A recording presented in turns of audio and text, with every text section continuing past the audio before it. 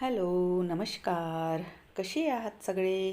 मस्त आहात ना? आशा करते तुम्ही सगळे आनंदात असाल. तुम्हा सर्वांचं अगदी मनापासून स्वागत आहे आपल्या चॅनलवरच्या आजच्या या व्हिडिओमध्ये. तर ज्या प्रकारे बघा आपण घराच्या आतला परिसर स्वच्छ, नीटनेटका आणि सुंदर ठेवतो, तर अगदी त्याच प्रकारे बघा घराच्या बाहेरसुद्धा थोडंसं ना स्वच्छ ठेवलं.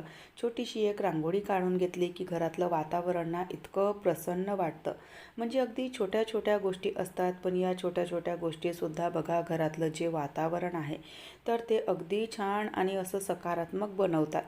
तर त्यामुळे ना उंबरठ्यावर आणि दाराच्या बाहेरच्या परिसरामध्ये ना अगदी छोटीशी अशी मी एक रांगोळी काढून घेते आणि अगदी थोडा वेळ लागतो. म्हणजे 15 ते 20 मिनटं आपल्याला ही रांगोळी काढायला आणि स्वच्छ करायला तिथली जागा लागत असेल. म्हणजे थोडंसं उंबरठ्यावर पाणी शिंपडून घेतलं किंवा बाहेरचा परिसर थोडासा स्वच्छ करून घेतला आणि त्यानंतर रांगोळी काढली. तर 10 ते 15 मिनटं आपल्याला या कामामध्ये लागतात. आणि फक्त हे सकाळचे 10-15 मिनटं ना खरंच खूप म्हणजे जे वातावरण आहे घरातलं तर ना अगदी छान असं सकारात्मक बनवतात आणि प्रसन्न वाटतं. आणि येणाऱ्या जाणाऱ्याला सुद्धा बघा बाहेरचा जो आपला परिसर आहे तर तो बघून ना छान वाटतं. तर आजकाल सध्या ना मी सवयच लावलेली आहे की दारामध्ये एक छोटीशी रांगोळी काढून घ्यायची. त्यानंतर सकाळचं ना थोडंसं म्हणजे किचनचं जे काही काम होतं तर ते आटोपलं. आणि हा जो व्हिडिओ आहे तर तो आहे मागच्या रविवारचा व्हिडिओ थोडासा तुमच्यापर्यंत उशिरा येतोय. कारण बघा कधी कधी ना काही गोष्टींना अगदी अशा मागे सुटून जातात आणि मग त्यांना शेअर करायला वेळ काही मिळतच नाही. तर व्हिडिओ ना मी हा शूट केलेला होता, तर म्हटलं चला तुमच्यासोबत शेअर करावा म्हणून. तर मागच्या रविवारला बघा किचनची ना थोडीशी क्लिनिंग मी काढलेली होती, म्हणजे थोडी साफसफाई काढलेली होती. कारण 2-4 दिवसातच मग नवरात्री, गुढीपाडवा असं काय काय येणार होतं. तर त्यामुळे ना थोडीशी सकाळची म्हणजे किचनची क्लिनिंग मी काढलेली. तर सकाळचे कामं आटोपले. दुपारच्या वेळेला ना किचन वगैरे सगळं ना क्लीन करून घेतलं होतं, म्हणजे गॅस ओटासुद्धा डीप क्लिनिंग करायचा होता. तर तो क्लीन करून घेतला. व्हिडिओसुद्धा तुमच्यासोबत शेअर केला होता. आणि त्यानंतर ना हे जे बोरं आहेत तर ते मी ना भिजत घातले होते, कारण मुलांना उकळलेले जे बोरं आहेत तर ते खायचे होते. तर तेच भिजत घातलेले होते. आणि सकाळी ना नाश्त्याचा जो प्लॅन आहे तर तो सुद्धा कॅन्सल झालेला होता. म्हणजे सकाळी काही मी नाश्ता बनवलेला नव्हता. नाहीतर बऱ्याच वेळा बघा व्हिडिओमध्ये मी तुमच्यासोबत शेअर करत असते की रविवारला सकाळी ना म्हणजे नाश्ता बनवते मी. रोजच्या रोज तर नाश्ता बनवणं शक्य होत नाही, पण रविवारचा दिवस असा असतो की ज्यामध्ये आठवड्यातून एखाद वेळा तरी ना नाश्ता वगैरे बनवून घेते. तर तो बनवलेला नव्हता. म्हणजे नाश्त्याची प्लॅनिंग होती, पण तो सकाळी काही कारणास्तव ना तो जो प्लॅन आहे तर तो फेल झाला. तर म्हटलं आधी ना हे जे बोरं आहेत तर ते मला उकळायचे होते. तर तेच इथे उकडायला मी ठेवलेले. दुपारच्याच वेळेला ना हे बोरं मी भिजत घातले होते आणि त्यांनाच उकळण्यासाठी इथे ठेवलेलं. आणि त्यामध्ये बघा गूळ आणि होळीच्या ज्या गाठी होत्या तर त्या गाठी ना तशाच ठेवलेल्या होत्या. तर त्या गाठी मी इथे टाकलेल्या, म्हणजे त्या बघा तशाच राहतात आणि मग ना फेकण्यामध्ये जातात.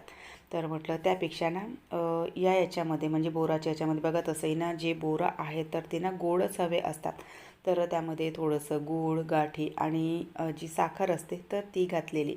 थोडंसं तिखट घातलं, मीठ घातलं आणि मस्त छान अशी हे जे बोरं आहेत तर ते उकडायला ठेवलेले. खूप छान वाटतात. म्हणजे ही जुनी रेसिपी आहे गावाकडच्या भागातली, पण ना आमच्या इथे मुलांना ना खूप आवडतात ते. तर म्हणून मग त्यांच्यासाठी हे जे बोरं आहे तर ते मी उकडायला घेतले. आणि स्पेशली म्हणजे सानूला, तर तिला ना खूप आवडतात हे बोरं, तर म्हणून तिच्यासाठी उकडायला ठेवलेले.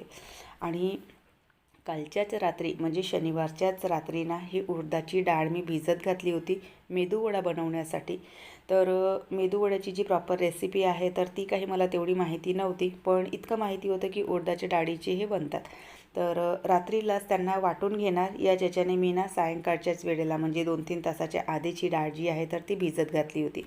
पण ती माझ्याच्याने ना ओव्हरनाईट सोक झाली, कारण त्याला वाटल्याच्या नंतर खूप वेळपर्यंत मेदूवड्याची डाळ काही ठेवत नाही. तर त्यामुळे मग मी तिला ना फ्रीजमध्ये ठेवलं होतं.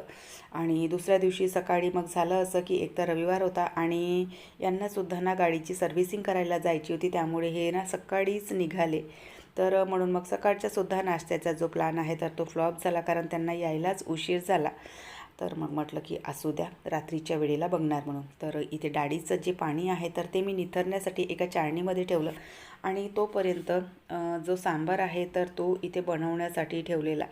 आणि बोरंसुद्धा शिजलेले होते. तर ते नाश्त्यासाठी म्हणजे सायंकाळची वेळ आहे ही, तर म्हटलं चला थोडे थोडे ना सगळेजण बोरं खाऊन घेऊयात म्हणून. तर ते खायला घेतले आणि खरं सांगते इतके टेस्टी आणि इतके चविष्ट झाले होते, म्हणजे अगदी जो चटपटीत स्वाद असतो तर तो झालेला. त्यानंतर मग ना डाळसुद्धा इथे वाटायला घेतली. तर बघा ही जी मेंदू वड्याची डाळ आहे, तर यामध्ये ना थोड्याशा मिरच्या आणि थोडासा आल्याचा तुकडा आणि एक म्हणजे थोडंसं जिरं आणि थोडासा कढीपत्ता, तर असं ना यामध्ये थोडंसं वाटून घ्यायचं असतं. तर इथे मिक्सरलाच ना थोडंसं मी वाटून घेत आहे. आणि यामध्ये ना खूप असं पाणी टाकायचं नाही. माझ्या हाताने ना थोडंसं पाणी जास्त झालं होतं, तर ते थोडं म्हणजे सैल झालं ते मिश्रण. आणि सुकी जी डाळ आहे तर ती वाटायला ना थोडीशी जड जाते, म्हणजे थोडासा प्रॉब्लेम जातो. पण हळूहळू चमच्याने वर खाली करून ना ते सगळं असं वाटलं जातं, पण पाणी थोडंसं कमी टाकायचं. तर अशा प्रकारे बघा ही जी डाळ आहे ना, तर ती मस्त छान अशी बारीक वाटून घेतली. आणि त्यानंतर याला एका पसरट भांड्यामध्येच काढून घेतलं, कारण ते पुन्हा फेटायचं सुद्धा असतं. तर त्यामुळे पसरट भांड्यामध्येच ते काढून घेतलं. तर यामध्ये पुन्हा बघा कांदे आणि थोडासा सांबार, कढीपत्ता बारीक कट केलेला. तर अशा प्रकारे हे जे साहित्य आहे तर ते टाकून घेतलं. सोबतच त्यामध्ये मीठ आणि रंग येण्यासाठी ना थोडीशी हळद घालते मी, म्हणजे हळदीमुळे बघा थोडासा जो रंग आहे ना तर तो सुरेख येतो. जास्त काही टाकायची नाही, अगदी थोडीशी हळद घातलेली आहे की रंग थोडासा सुरेख यावा यासाठी म्हणून. आणि सोबतच थोडासा जिरा घातलेला. हिंग नव्हता माझ्याकडे, नाहीतर यामध्ये ना हिंगसुद्धा घातला जातो. तर हिंग असेल तर अगदी अतिउत्तम होतं. तर सगळं मिश्रण घातल्याच्या नंतर ना अशा प्रकारे छान असं फेटून घ्यायचं. विस्करने किंवा हाताने जरी फेटलं तरीही चालतं. तर छान असं फेटून घ्यायचं आणि मिश्रण रेडी झालं हे कसं समजायचं. तर एका भांड्यामध्ये बघा पाणी घ्यायचं आणि त्यामध्ये ना हा जो मिश्रण आहे तर त्यातला ना छोटंसं म्हणजे छोटंसं ते मिश्रण टाकायचं तिथे थोडंसं. आणि ते मिश्रण जर वर आलं तर समजायचं की जे मिश्रण आहे तर ते परफेक्टली बनलेलं आहे.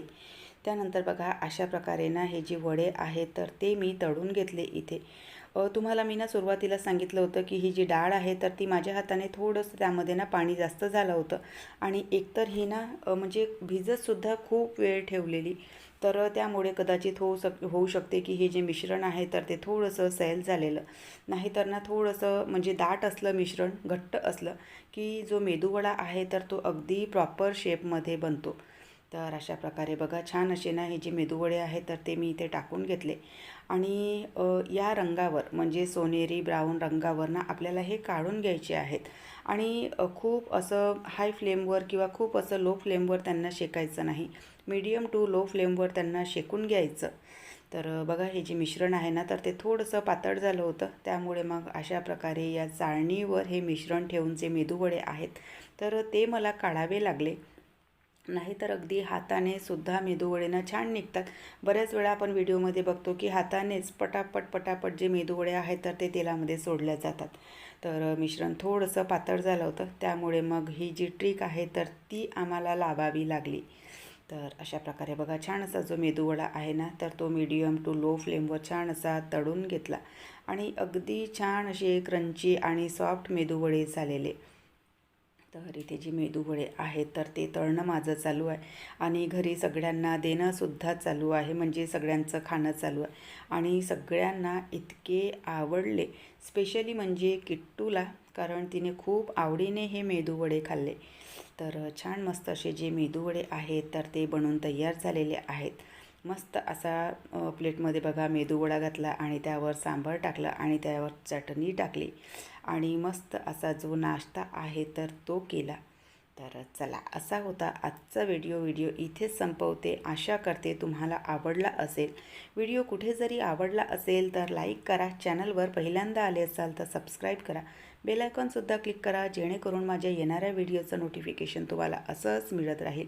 व्हिडिओ कसे वाटतात न चुकता कमेंट करून सांगत चला. आपण भेटूयात नंतरच्या व्हिडिओसोबत. तोपर्यंत बाय. हर हर महादेव.